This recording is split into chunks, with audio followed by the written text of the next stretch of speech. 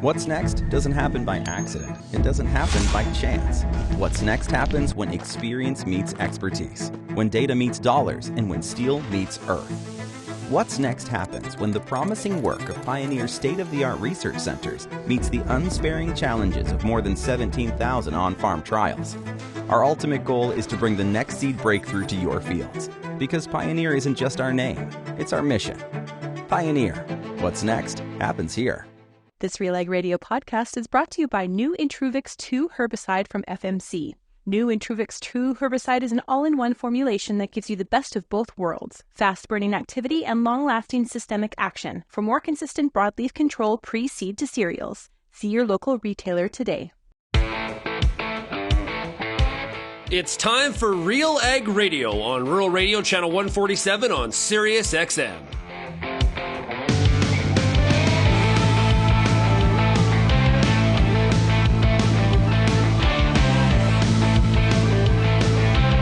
RealAg Radio and RealAgriculture.com is your home for insight and analysis of the issues that are impacting your farm business. Let's get real and get connected with RealAg Radio.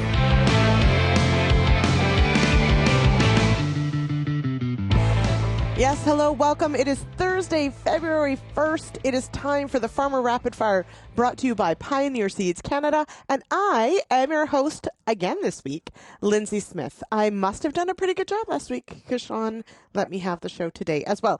Great lineup today. Super excited. We're going to talk to Jenn Doelman from Out My Way, and then we're going to zip down. We're going to talk to Mark Burnham, hop on over to Manitoba and hear from Brendan Uruski, and then we're going to head to Saskatchewan and hear from Kristjan Hebert. And then joining me at the very end of the show, we head back to my area. I know there's a lot of Eastern Ontario, and I, for one, am here for it.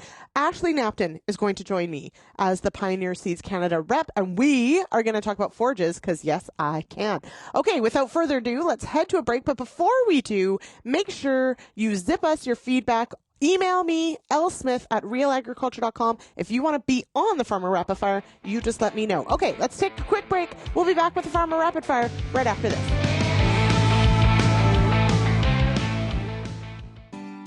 We're at the Keystone Agricultural Producer Meeting. We're at their annual general meeting. Now we're going to be talking to the executive director with CAP. It is Burnham Honey. So let's talk about CAP. So Keystone Agricultural Producers has been around for 40 years. We're celebrating our 40th today, actually. So we're launching into our 2024 year. We're a general farm lobby association here in the province of Manitoba, representing all Manitoba farmers on issues that matter to them the most. But I think an important message to get across about what's happened over the past year with CAP is the board has been working on a new strategic plan to position us to be able to deal with the advocacy issues that we're having, to make sure that we're doing the right engagement and outreach with not only members, but the public, government, decision makers, and also making sure that we're aware of what's the regulatory modernization environment, that it's a moving target. And if we're not ready as an organization to deal with that, it doesn't matter what issue comes or what issues are currently going on, we're not going to be able to be successful in resolving them. Have you heard of Vantage Ag? They're a manufacturer and distributor of liquid fertilizers, and they want to work with you. They want to learn more about you and your goals and build a relationship centered around high-value products and a customized approach. For more information on Vantage Ag, call Paul Sinkovich at 778-919-3370 or visit vantage.ag to get started today.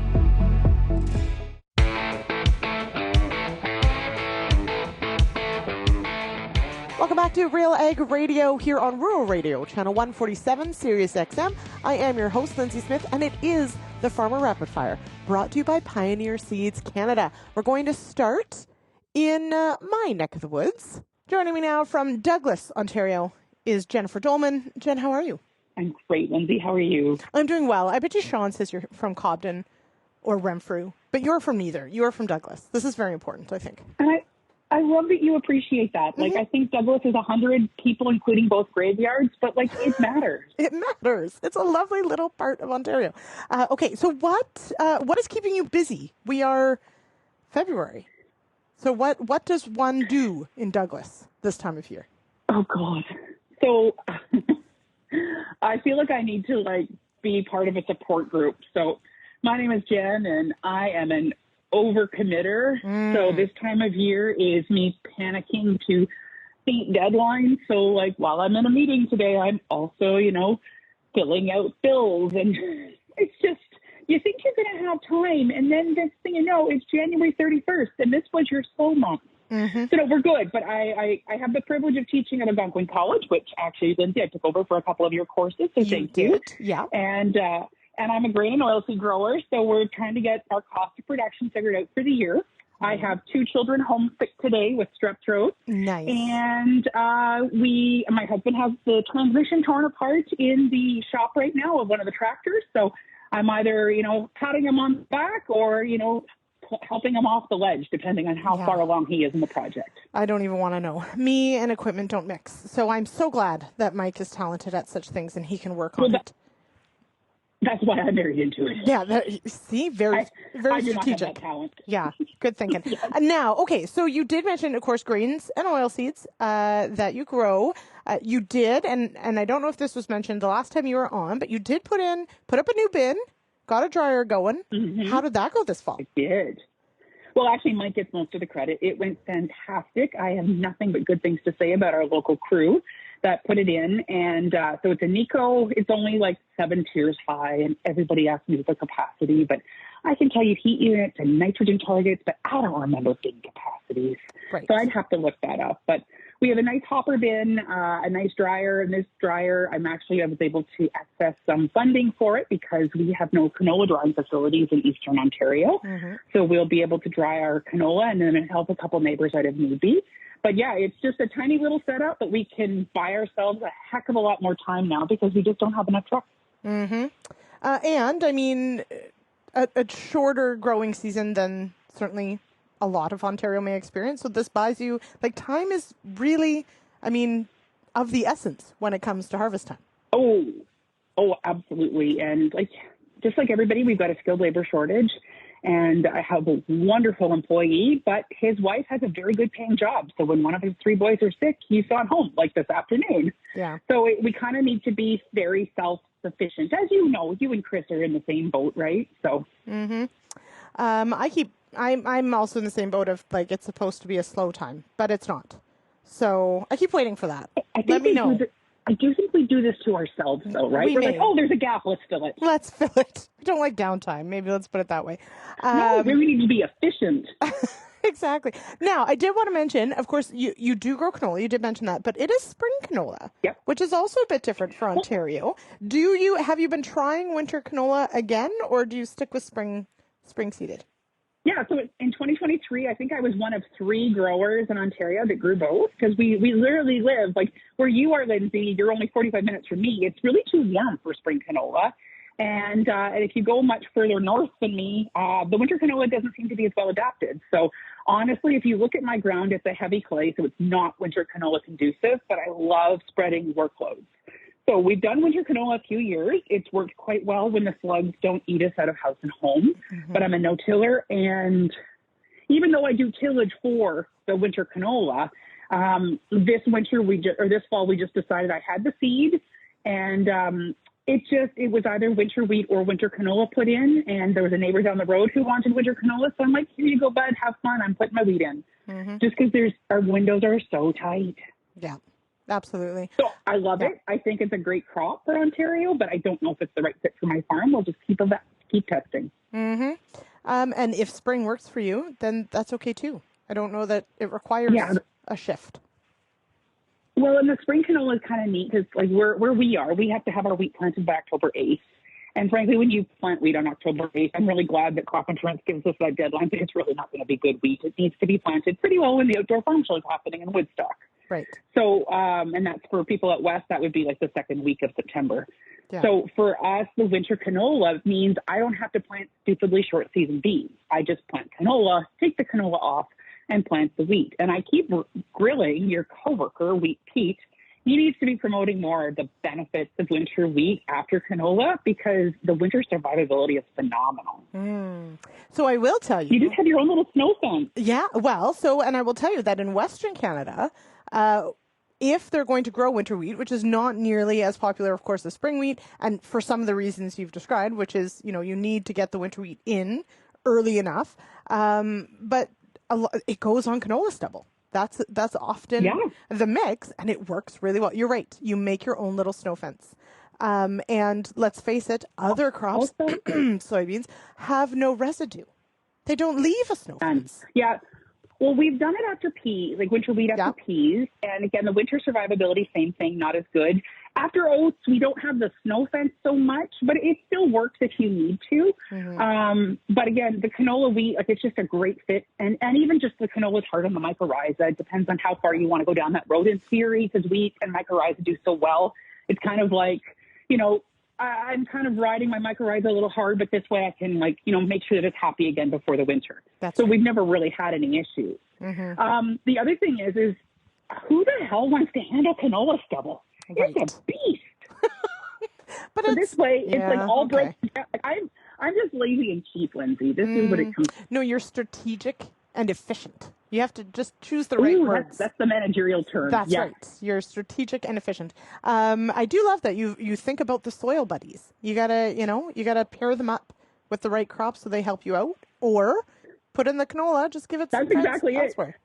Yeah. They don't need any sick days. I don't have to pay them vacation pay or any of that. They look after me as long as I just don't screw it up too much. You take after them as well. Okay, I have a question of the week, and I'm going to let you in on a little secret. February is my least favorite month. November and February fight it out. And probably November won when I lived out west. But now that I live in Ontario, I think February wins or loses, depends how you look at it, for the worst month. And I know it's the shortest month, but it is the longest month, especially here in the Valley. So I am trying to turn the page and come at this month with positivity. And so I'm trying to find the good things about February. So I'm going to ask everyone today, what is your favorite thing about February? So my son's birthday is in February. You don't always get a chance to plan when your babies come, but being a cash cropper who used to work in the fertilizer business, I was not having a baby in the spring. So thankfully we had him in February. And it always seems that he's either sick or it's the coldest day of the year. So we've never had like a real birthday party. So it's good for me because I have to be creative to make time to carve out to celebrate him. So it gets us thinking outside the box and outside of our normal rut.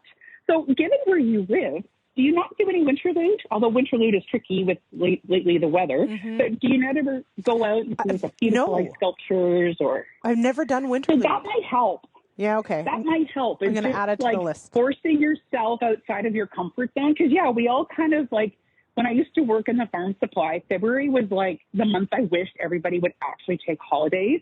Yes. Because everybody who came to work didn't get anything done. They bickered with each other like children being home at the end of summer vacation. Right. Like these are grown men and women.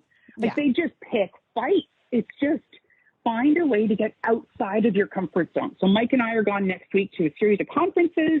My kids are going to Grandma and Grandpa's house. I've got the kennel booked, and I'm really looking forward to, yes, we're going to be working, but the best holidays with your spouse are the ones you can expense, right? So I'm really looking forward to that. So just breaking up your rut. Well, that is some pretty good advice there, Jen. I thank you for that. We're going to take a quick break here on the Farmer Rapid Fire, brought to you by Pioneer Seeds Canada. And I will be back as we jump to another farmer in Ontario. More after this.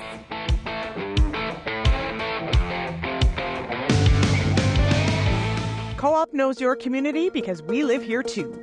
Our teams are your trusted partners with a range of expertise to help support your entire farm operation. And we're giving back. In the past 5 years, Co-op has invested over $1.1 billion in the prairies through building, upgrading, and expanding local facilities. And we've returned over $1.17 billion to Co-op members in the prairies. Co-op, we're all building something for the future. Here for your farm, here for your family. Learn more at coop.crs/farm. When you see how fast Intruvix 2 herbicide from FMC smacks down narrow-leaved hawksbeard, volunteer canola, kochia, and those other problem weeds, you'll be saying, stronger and faster. Shut the front door. Apply it with glyphosate before planting cereals, and you'll enjoy cleaner fields faster while protecting your future glyphosate use. Cheese and crackers. Just how easy can you get? Intruvix 2 herbicide from FMC. Clean is good. See your local retailer. Protecting your nitrogen is smart. And a nitrogen granule with a polymer coating that releases in response to conditions that promote plant growth? Well, that's me. I'm the environmentally smart nitrogen granule that gives the nutrition crops need when they need it, reducing nitrogen loss and increasing nutrient availability. Imagine feeding me to your fields. Me. Now, wait a minute. Hey, can I rethink this? ESN Environmentally Smart Nitrogen Fertilizer. Learn more at smartnitrogen.com.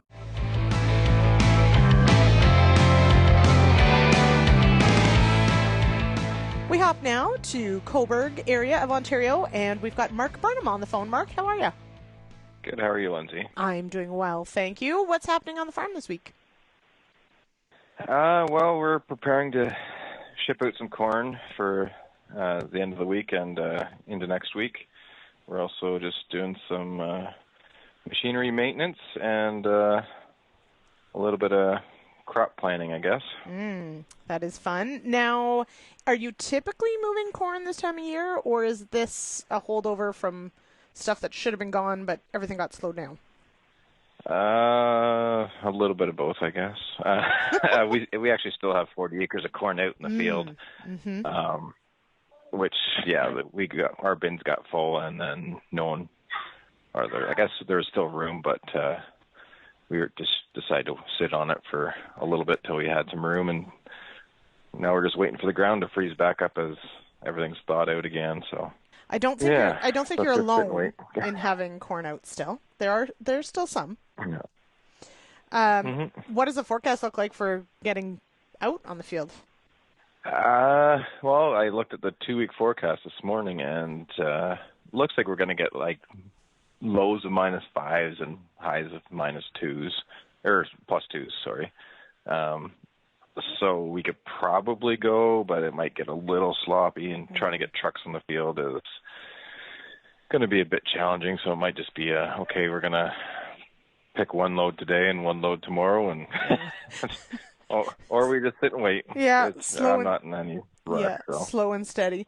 No, it is true, right? I mean, you don't want to ruin the entire field just to get the crop off. Now, is this, though, I mean, obviously last fall, as you mentioned, there wasn't necessarily a lot of room. We also had a very challenging harvest season with weather. How often would you have corn that sits out this long? Not that often. No. I mean, last year we finished up in April, which is very, very, very uncommon for us. We've had January and February corn before. Just it's maybe like once every 5 or 6 years we'll have a little bit left.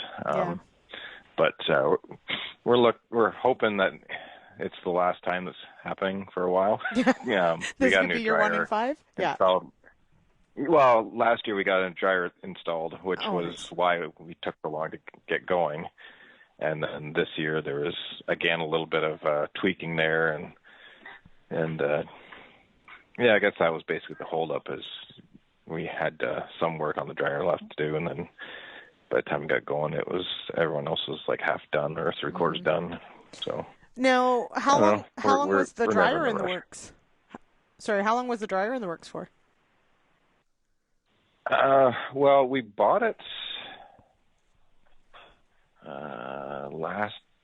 basically 2 years ago. Basically this time 2 years ago.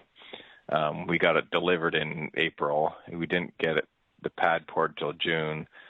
I wanted to get it installed for wheat harvest in 22, but that didn't happen. It ended up being, the dryer was on the pad ready for gas in mid-September, but the plumber and us had some arguments, and it didn't get installed till or hooked up till mid-December, I'm going to say.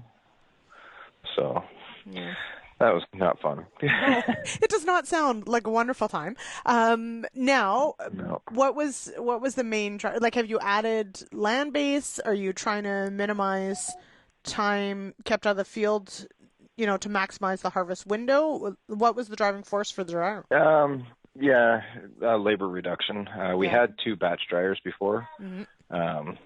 So my dad basically ran the dryer, so he was down there all day, every day, manning the dryers, because it was, you'd work for an hour and then you get half an hour off, and then you'd work for an hour and you filling and unloading the dryers and everything like that. So it was a lot of work. So we switched them out for a continuous flow dryer. Yeah. So now we can basically set it and forget it, and so far we've been able to run 24 hours a day when it does run, so that's nice. That is nice. And did you add a substantial amount of storage to go with it, or really just focused on the dryer setup and the wet bin setup? Yeah, we doubled our wet bin. We had 5,500 bushels before, now we're about 11,000. So yeah, we just added a second bin to the wet storage, and that was all we've done. Yeah, very cool. Now, you did mention you're also doing some machinery maintenance. What is getting the once over in the shop right now? Currently, the sprayer is in there. It was struggling starting as of mid-season last year, and we still haven't figured that out. So we're waiting for a tech from Cummins to come out and have a look at it. And so we've got the cultivator in there. We bought a new disc and rolling basket harrows. So we're building a hitch for the cultivator, and while it's in there, it's getting looked at, and we're finding a whole bunch of neglected spots on it. So yeah, sometimes when you start looking, you're a little scared with how long the list gets all of a sudden. Yeah, pretty much. Now the sprayer, though, a rather important piece of equipment. So definitely a concern if it's not rolling. So would you say, your sprayer has become more important in the last 5 years? 100%. Yeah. In the last 5 years, we went from a pole type sprayer to a self-propelled, and went from kind of a corn, soybeans, wheat to corn, edible beans, and wheat. So we upped our management, partially due to the sprayer. It's now a 300-ish hours a year machine. So it gets a lot of use. Yeah, absolutely. I happen to appreciate that sprayer can do so many things. It's kind of important. Many times of the year. So yeah, I get it. Definitely worth the investment. Okay, now quickly before I let you go, because we're running out of time here, it is time for the question of the week, and I'm trying to make myself feel better because I don't love February. So I'm trying to find everyone's favorite thing about February and hope that I can adopt it as mine. So what is your favorite thing about February? That's an interesting question. That is short. Perfect. There are some nice farm shows. Warren Schneckenberger and I are going down to Louisville in 2 weeks. So that's always fun. But we don't do that every year. This year, to sort of pass February by, I signed up for a push-up challenge. Oh, goodness. 2,000 push-ups in 23 days is what the challenge is. So you get a bit of leeway. You can have some rest days, but you're trying to get in the total amount. Okay. Yeah, I think you average 87 a day. So okay. And you don't have to do them all at once. You can do them whenever you want. Yes. Okay. Yeah. Well, you keep us posted. Still in the training phases. Exactly. Make sure you stretch first. All right. Okay. Well, and yes, good point about National Farm Machinery Show. The problem is, though, of course, I'm not going, so that doesn't work for me. But for you and Warren, have a wonderful time. I'm sure it'll be a great time. All right. Thanks so much, Mark. Have a great day. Okay. We've got to keep the Farmer Rapid Fire, brought to you by Pioneer Seeds Canada, rolling. Heading now to Manitoba. We go north of Winnipeg, and we land at Zbaraz, Manitoba, which I did not know existed until just now. And we've got Brendan Uruski on the line. Brendan, how are you? I'm doing very well. How about yourself? I'm doing well because I've now learned there is a new place that I did not know, and it is your town. That is not really a town. Now, you are near, let's say, Ashern. So to me, that means cattle. Do you have cattle? It's funny. I'm actually at a Bison's farm's place right now, but we run turkeys at home. There's no cattle for us. There's lots of cattle in the area, that's for sure. Yeah. Slowly dwindling down these last few years, it seems. But yeah, no, there's lots of animals around. Okay, so turkeys, not the most typical livestock, I would guess, for where you are. How long has your family had turkeys? Oh, dating back to the 60s, I believe they had right from the start started, and we were into the breeders way back then, and doing the egg thing. And back in the 90s, there was going to be a big expansion, and they kind of, mom and dad sat down with the grandparents and said, well, do we want to spend all this money and continue in the egg and be in the barn for our whole life? And they ended up saying nope, and we converted over to commercial birds. Mm-hmm. And then actually we're building a new barn this spring because ours burnt last spring. So yeah, so new upcoming things. So kind of exciting again. Right. Now, no one likes disaster like that, but definitely something to be excited about is a new barn. For sure. Yeah, no, we were getting birds in 4 days. Oh, no. When she went up, and so it was we're glad there was no one in there. No kidding. And whatnot, but yeah, she was flat when we got there. Wow. Okay, so that means then, so how many groups, once the new barn is set up, how many groups of turkeys will you produce in a year? I think our quota is around 180,000 kgs, so around 7 kgs a bird. You can do the math from there. Okay. so usually around 20-some thousand. Yeah. Okay. So this is fascinating to get a turkey farmer on the line because there aren't many of you, Brendan. No. That's also getting less and less. Just like everything in farming, consolidating.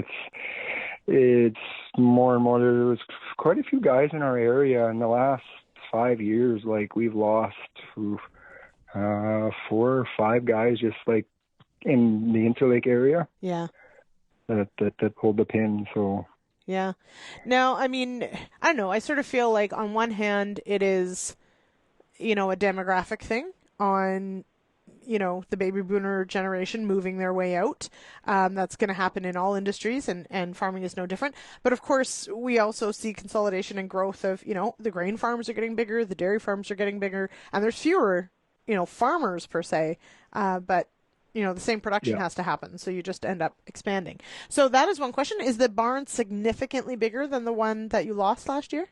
Yeah, the old barn, I believe, was 17,000 square feet total, and the new one's going to be 30. Nice. That's nice. So yeah, we were talking of we needed to add more space, and we were looking at building, and now we are building. So it's crazy how things happen. Mm-hmm. Now, when is the hoped for completion date, and is it gonna happen?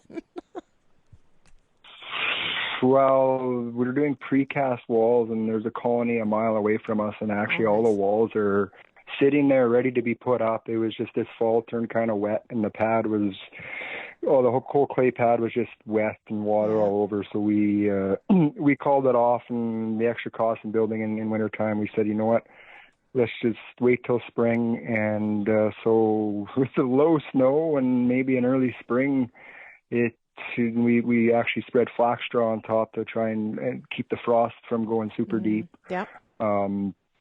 As soon as she's dry in the spring and they put that foundation, the foundation's ready, the walls will start getting put up, and I don't expect it to take long. We're kind of hopeful that maybe we can run a flock through there yet this summer-ish. But I guess we'll see how everything goes. Mm-hmm. How many days are turkeys from wee little things that are cute for an hour to 7 kgs and ready to go? I'm generous of an hour. 10. It's more like 5 days or something. Yeah, they're really cute for it. Sure. 10 to 12 weeks is kind of norm. Yep. Okay. Yeah. And then typically, now of course you're building a new barn, so maybe switch over is relatively quickly, but is it a pretty tight turnaround from shipping out, cleaning, and bringing in, or do you usually get a couple weeks in between that you can get things done? We always have overlapped. So how we're building our new barn is we're attaching it to our starter barn. Cool. So as soon as we move the ones over into the next barn, we'll clean out the starter barn, wash it up, and get it ready. There'll be time, because it'll be about 4 weeks that they can stay in that barn, so that if they move over at 4 weeks, you got about a month. So there's going to be lots of time to do it all. Oh, that's good. Yeah. But no, we try. It'll be overlapped every time, just to no use keeping the barn empty, right? If you can keep it rolling, just keep it rolling as much as you can. Yeah, for sure.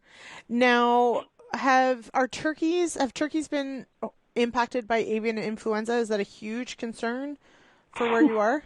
Yeah. Yeah. So if you go to Riverton area, there's a bunch of breeders out there, and my in-laws actually are one of them. I think there's 3 farms there. All of them got wiped out last winter. Wow.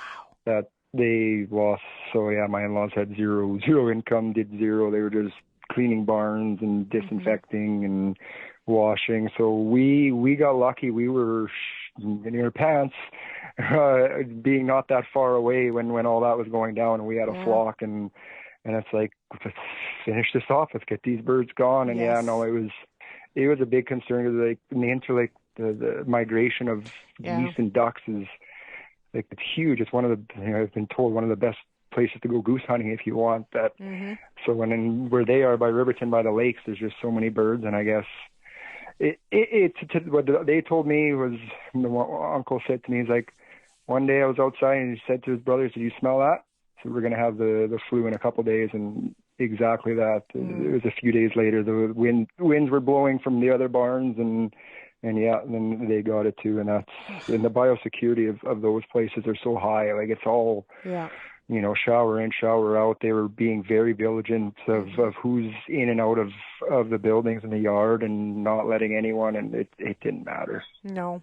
Has it made it stressful to get new breeding stock? Is that has to be a challenge, I would think. It's tight. Like, talking to them, so they're saying the breeders, the hatcheries, every egg that they can give them is get to them and get them hatched, because they need eggs. So the Cherrisons, they ship all Western Canada. They do it into the States. Like, it's a big business. Yeah, absolutely. And I mean, as you've shared, when a couple barns go down, that's a significant dent in egg production. It takes you can't just fix that overnight, right? That's a significant dent. No. So crazy. Okay, so now lots to look forward to this spring, obviously, with the new barn going up. We have to, though, get through February to get there. And so my question of the week is focused on the month of February, which is not my favorite. And I'm trying to turn a new leaf, and I'm trying to be positive. So what is your favorite part of February, and may I borrow it? So what is your favorite thing about February? I don't even know if I have a favorite thing. I'm going sledding on Monday, so that's going to be exciting, to the mountains. Oh, that is something. I guess there's not a whole lot going on, so you can get away and do some things. And I'm just trying to nail down all my crop plans and stuff and get that all figured out. Enjoy the last few months here before it gets crazy. Yeah, for you, maybe this is truly some downtime because you don't have birds to look after. But I don't know. I don't love it. But yeah, okay. Well, I'll see if I can incorporate that into my new positive outlook on February. Well, all right, Brendan. Good. I'll let you get back to your crop plans. But thanks so much for joining me on the Farmer Rapid Fire. Thank you very much, Lyndsey. It was a pleasure. All right, we've got one more stop to make, and that's in Saskatchewan, here on the Farmer Rapid Fire, brought to you by Pioneer Seeds Canada.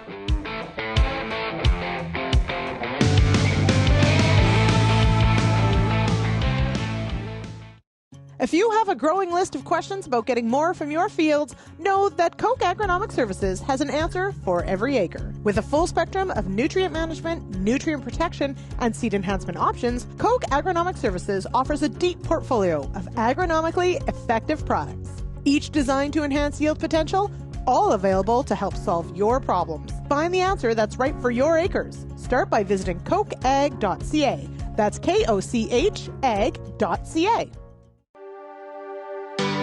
Whether you're in a career within an organization, starting your own business, looking for your dream job, running your own farming operation, operating a company in ag or food, or want to hone your overall life skills, this conference is for you. Celebrating over 10 years of bringing women in ag together, join the Advancing Women Conference in Calgary on March 17th, 18th, and 19th. Visit advancingwomenconference.ca for more information and to register.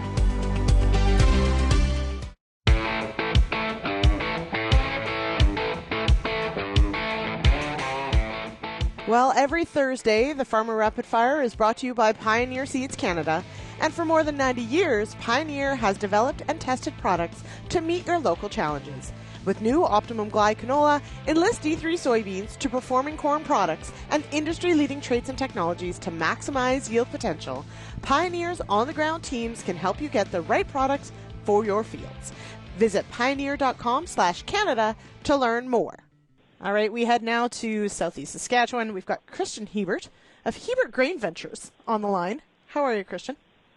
Oh, I'm doing pretty good, Lyndsey. You? Oh, I'm doing well. Now, I say Hebert Grain Ventures because, of course, yes, you farm, but you're involved in a few other things that if anybody follows you on social media, they would have seen some travels now and again, here and there. Can you tell us a bit about that?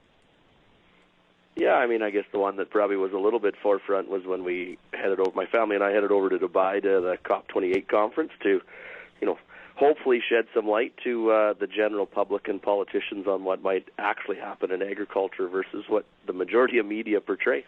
And how did that go? I kind of say it was 50-50. 50% was really good, got lots of good questions from the crowd. I think people are starting to understand that not all farms are Old MacDonald, especially specifically in Western Canada and North America. But on the other side, I mean, there's parts of the conference that are pretty 1%. I mean, I was walking through a building and got pitched on electric yachts with backup generators. So I don't know what percentage of the population owns a yacht, let alone an electric one. I was going to say. We're maybe trying to solve the wrong problem. That is a highly, highly specific product. Oh, my goodness. And so did you put in an order, or are you going to leave that one for now? No, I passed. I mean, with the weather today in Mooseman, maybe I could own a yacht, be able to use it more than just the summer, but no, I passed on it. Oh, there's something about a pirate in Saskatchewan. There's a song about it. Anyway, yeah, exactly. So, but you did say, what is happening on the grain farm this week if you're not yachting? Yeah, well, I mean, pretty exciting around here. We actually kind of just did another expansion, so we're planning for that and adding people and purchases. And I mean, weather like this makes us want to pull out the drills, but we'll hold off our horses till at least the end of April. But no, I mean, there's lots of things we can be nervous about with higher interest rates and lower commodity prices, but there's a lot of things we can be pretty excited about, so we're trying to focus on them right now. So people are a huge part of running a venture such as yours. When you're adding people, do you have like a special question that you ask everybody and it tells you whether or not they're the right hire? I wouldn't say necessarily a special question. I mean, I think my cell phone's ringing. I think we tend to focus pretty good on trying to get the people we want versus just opening it up to interviews. So that focuses it a little more specific. And then two little things we do, I guess, is we use the Colby personality profile pretty much all the time to make sure that they kind of fit the job that we're trying to hire for, which helps narrow it down. And then we focus kind of on the 4 core values that we've set as a farm and trying to have them give examples of how they portrayed that in other jobs. And that seems to make us less awful at picking the right people. It's really hard, isn't it? It's a huge I won't challenge. say good. I'll just say less awful. Less awful. Yeah, there you go. It is tough. Now, you did mention, of course, as many of us are sort of trying to figure out what's going to go in the ground for 24, higher interest rates for sure, commodity prices playing a role. Have you hammered out all your crop budgets for the year, or how much is left to be done?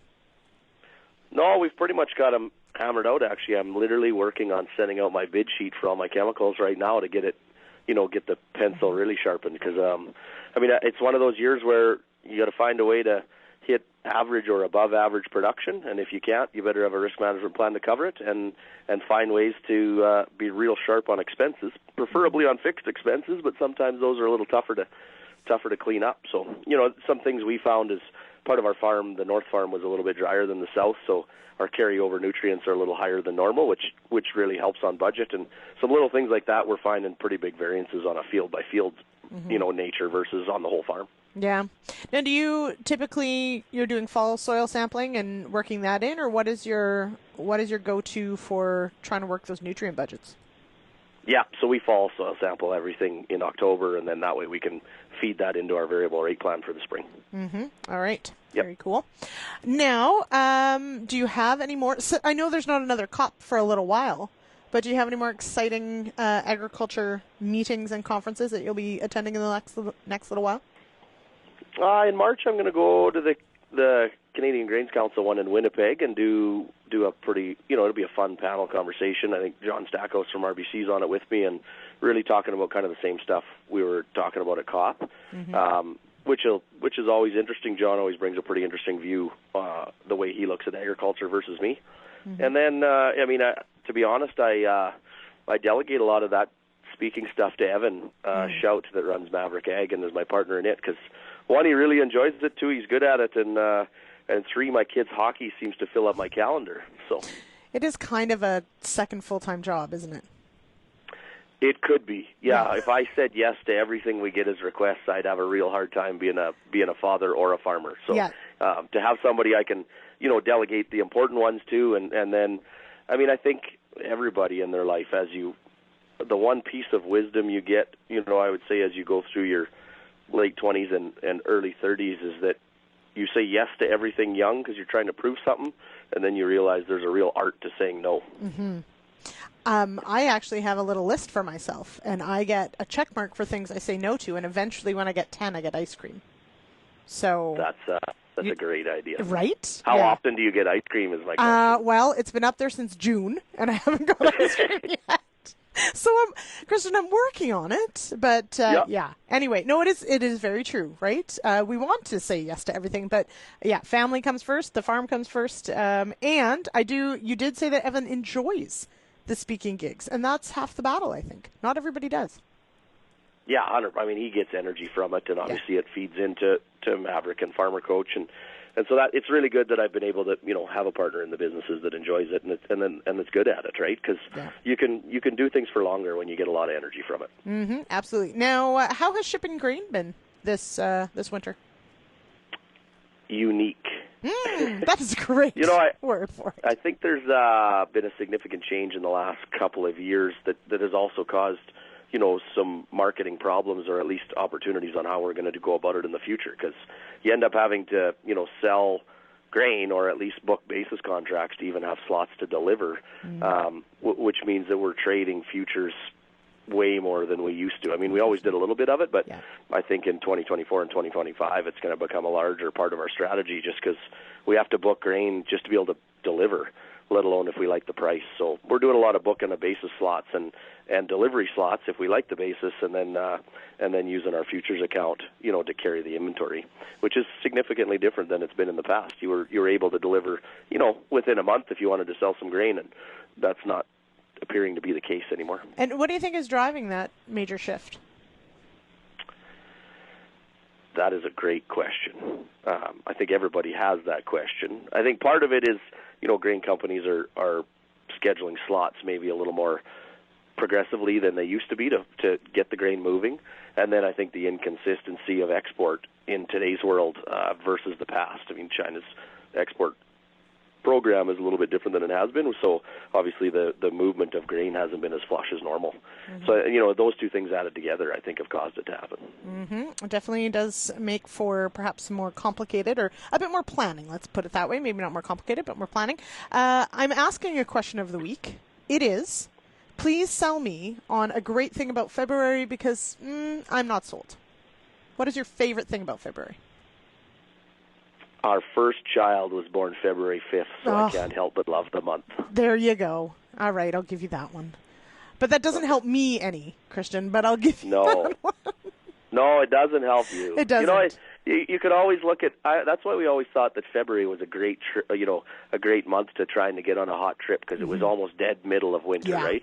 Yeah. And you got to, February seems like the month you got to find something to remind yourself that you only got a couple months to go to the reason why we really do live in Canada, because not many of us would trade, the April through October time frame. That's right. And so that's, we always try and use February. We always did try and use February for a nice hot trip to break it up, and then we had two kids that both want to play hockey, so now we use February to test rink burgers. That's right. That is what you do. Yep. And hey, that's also not bad because it won't be forever, Kristjan. It won't be forever. It's just in 3 or 4 years, I'll be mad that I don't get to go to the rink every weekend. So I try not to be mad about it. I know. I always think that for now, this is what it is. It's not forever. All right, Kristjan, thanks so much for joining me on the show. I appreciate it. Absolutely, anytime. We've got to take one more break here on RealAg Radio, but I'll be back with Ashley Knapton of Pioneer Seeds Canada right after this.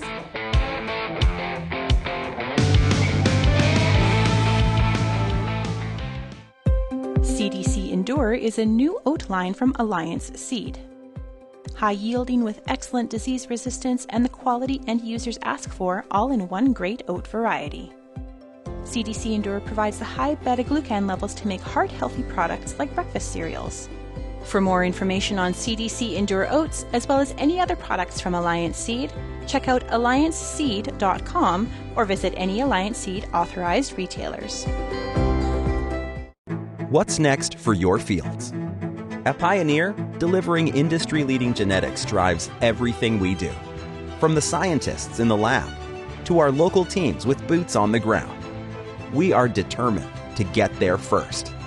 Developing top-performing products, proven in more growing conditions than ever before. Pioneer. What's next happens here. Visit pioneer.com/Canada to learn more.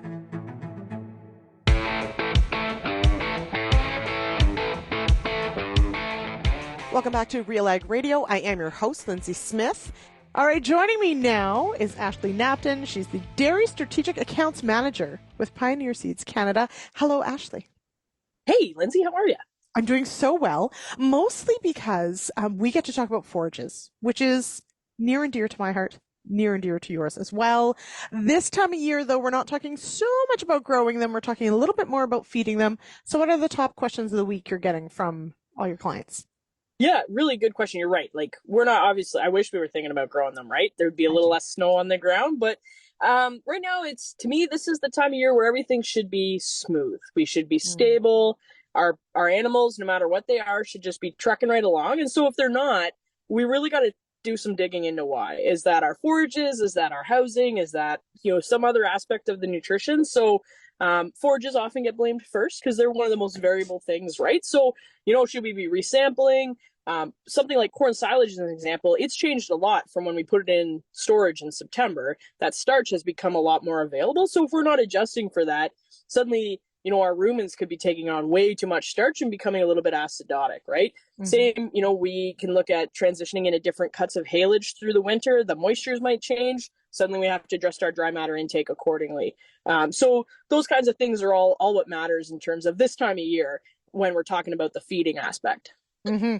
Now, thinking back to fall, and I love that you were so positive in saying September that the corn went into the silo or the bag, because I don't know if that was entirely true. So are you seeing any of the kickbacks from the tough fall that we had bringing in corn? Yeah, that's a really good question. A little bit, right? I mean, I think some folks certainly were challenged with their harvest timing. And I would say we see that on alfalfa as well as corn. Like there's moistures that are all over the place, particularly drier because we just maybe didn't get it in fast enough. So that's absolutely a risk. Yeah, and I mean, I think some folks maybe went too early. Some folks maybe went in September when they should have gone in October because it's September. We got to be putting feed away, right? So we are starting to see some of those things as well. The other thing that we're seeing is we're really seeing, especially in Ontario here, we're seeing the impacts of growing season year over year. Yeah. And so that's something I'm getting a lot of questions about of, hey, my feed's testing great. I got great starch in my corn silage, but the cows aren't making milk. Well, it's probably actually nothing to do with your starch. It's probably actually your fiber digestibility, right? So are we looking at all of those nutrients and considering the fact that because it rained during that vegetative stage up until tassel timing, we didn't get a ton of sunlight, right? Those things affect the fiber accumulation, and that really changes the feed. It might look the same. And I mean, heck, we had great yields, but those yields also come with a consequence of negative quality. So some things to think about there. Mm-hmm. And let's face it, rumens are kind of complex. And so as much as it might be that the cows aren't eating it or making milk, it's really the rumens we have to think about. And 100%. We got to keep them happy. Yeah, and I mean, I think you made a really good point. Starch is not a nutrient that cows need per se, or sheep or beef.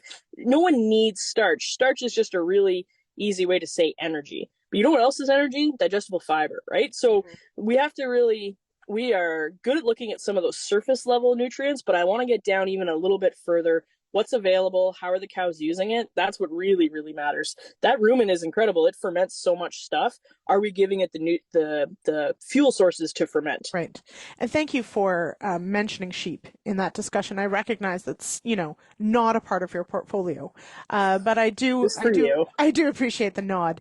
Yes. Okay. Now let's shift gears just a little and let's look forward to, of course, when we will be talking about growing forages, because it's not that far away, we hope.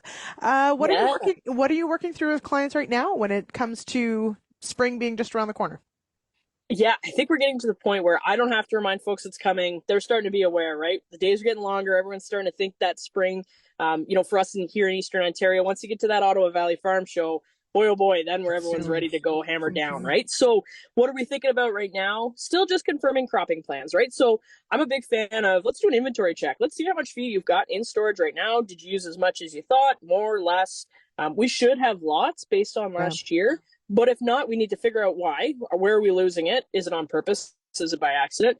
And if we do have a lot or a shortage, should we be tweaking our final cropping plans? Should we shuffle some acres around and make sure that we have the same target production year over year? Yeah. Just because we have a lot of haylage doesn't mean, in my opinion, doesn't mean we should feed a really significant sudden increase in our haylage percentage in our ration. I want to feed the same ratio of haylage to corn silage year over year.